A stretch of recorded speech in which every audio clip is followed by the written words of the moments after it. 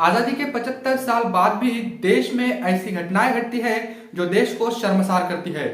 देश का ऐसा एक कोना नहीं जहां से ऐसी खबरें सामने निकल कर ना आती हो जिससे देश को शर्मसार होना पड़े। आपको बता दें कि देश का एक ऐसा कोना नहीं जहां से ऐसी घटनाएं सामने निकल कर ना आती हो।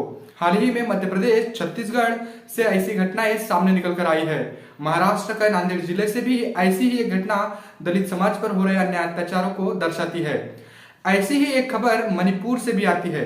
मणिपुर में जहां पर दो महिलाओं को यानी शर्मसार किया गया। जो भाजपा बेटी बचाओ और बेटी पढ़ाओ की बात करती है, वही भाजपा ऐसे हो रहे जघन्य अपराधों पर चुप रहती है और एक भी आवाज इस मामले पर नहीं उठाती है।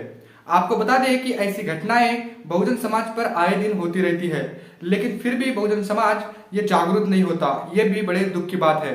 बसपा सुप्रीमो ने मणिपुर के हालातों को संज्ञान में लेते हुए भाजपा पर जमकर हमला बोला है। उन्होंने भाजपा की बेटी बचाओ बेटी पढ़ाओ वाली जो उनकी योजना है उस पर भी सवाल उठाए हैं और बहुत सारे सवाल बीजेपी पर उठाए हैं। बीजेपी कब ऐसे मुख्यमंत्रियों पर लगाम लगाएगी जो अपने स्टेट में, अपने प्रदेश में हो रहे अन्याय अत्याचारों को रोक नहीं पा रही है। बहन जी ने मणिपुर के बिगड़ते हालातों पर ट्वीट करते हुए लिखा कि मणिपुर में अनवरत जारी हिंसा व तनाव से पूरा देश चिंतित है तथा महिलाओं के साथ अभद्रता की ताजा घटना खासकर भाजपा व उनकी सरकार को शर्मसार करने वाली है। वैसे तो राज्य में कानून व्यवस्था काफी पहले से चरमराई हुई है, किंतु क्या बीजेपी अभी भी ऐसे मुख्यमंत्री को संरक्षण देती रहेगी? मणिपुर में जो हालात अभी दिन ब दिन बिगड़ते जा रहे हैं, इन मामलों को संज्ञान में लेते हुए बसपा सुप्रीमो ने साफ तौर से बीजेपी पर हमला बोला है। उन्होंने ये कहा है कि ऐसी घटनाएं जो महिलाओं पर अन्याय अत्याचार की जो घटनाएं हैं, ये घटनाएं बीजेपी की सोच व उनकी सरकार को शर्मसार करने वाली है। लेकिन क्या बीजेपी इस पर एक्शन लेगी, ये भी सवाल बहुत बड़ा है। सोशल मीडिया पर हो रहे एक वायरल वीडियो में दो महिलाओं को सरेआम शर्मसार किया गया।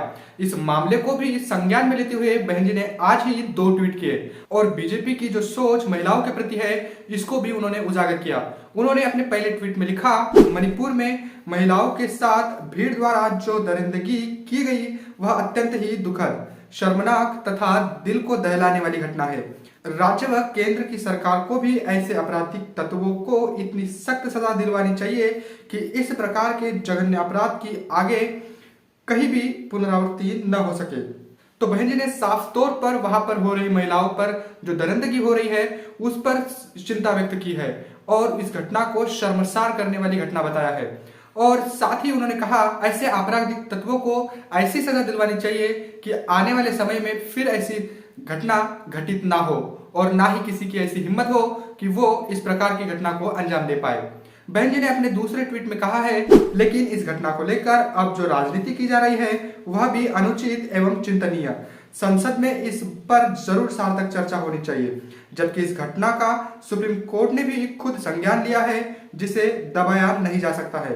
अर्थात मणिपुर की दुर्भाग्यपूर्ण घटना पर सभी को गंभीर होना बेहद जरूरी है। बसपा सुप्रीमो ने साफ तौर पर कहा है कि दलगत राजनीति से ऊपर उठकर इस बात को सभी को गंभीरता से लेना चाहिए, क्योंकि अब खुद सुप्रीम कोर्ट ने इस मामले को संज्ञान में लिया है तो इस मामले को दबाना अब मुश्किल हो गया है। लेकिन इस पर अब जो राजनीति कई राजनीतिक दलों के द्वारा की जा रही है, इस पर भी बहन जी ने चिंता व्यक्त की है। इस घटना पर हो रही राजनीति यह अनुचित है और ये बात चिंतनीय भी है। बसपा सुप्रीमो ने यह सवाल भी बीजेपी पर उठाए हैं कि कब तक आखिर बीजेपी ऐसे मुख्यमंत्रियों को संरक्षण देगी। बीजेपी को यह सोचना चाहिए कि वो जो नारा लगाती है बेटी बचाओ बेटी पढ़ाओ का, क्या वो जमीनी लेवल पर क्या वो लोग इस पर काम करते हैं, ये भी सवाल बेहद महत्वपूर्ण है। बसपा सुप्रीमो लगातार इस मामले को संज्ञान में लिए हुए है।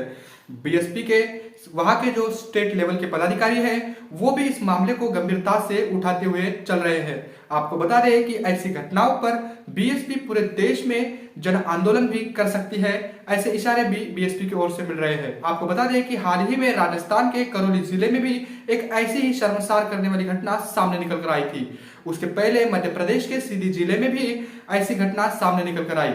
महाराष्ट्र के नांदेड़ में भी अक्षय भालेराव की हत्या का जो मामला है वो भी सामने आ रहा है।